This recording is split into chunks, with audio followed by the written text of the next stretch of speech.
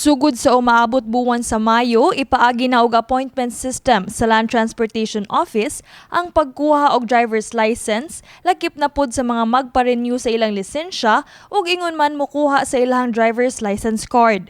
Matud ni LTO Assistant Secretary Vigor Mendoza nga ang maong pamaagi ilang ipatuman aron sa paglikay sa taas nga mga linya ug dugay nga paghuwat sa mga opisina sa LTO.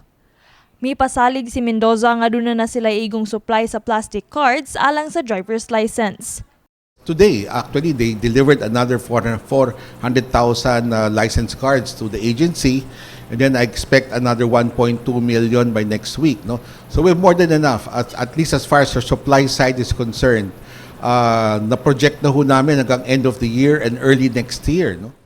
Gawa sa appointment system, nakig-alayo na sabang LTO sa mga courier services nga maoy mohatod door-to-door sa mga license cards. Gilihok na sab nila karon ang pag-digitalize sa motor vehicle registration.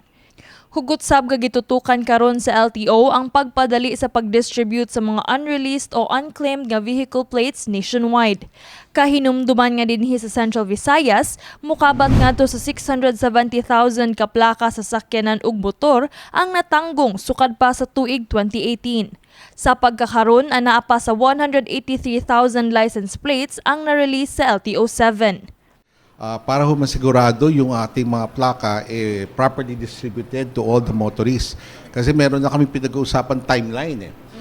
From the time a buyer buys a motor vehicle and a sales invoice is issued to that buyer, dapat not more than 11 days. Nasa kanya na yung plaka niya. No? Hindi na nagtatagal masyado. We have some commitments on the part of LTO. We have 5 days within which to bring out the plates. Yung mga dealers naman, they have, for the time the plates are brought out, they have 3 days within which to bring those plates to the buyers. No?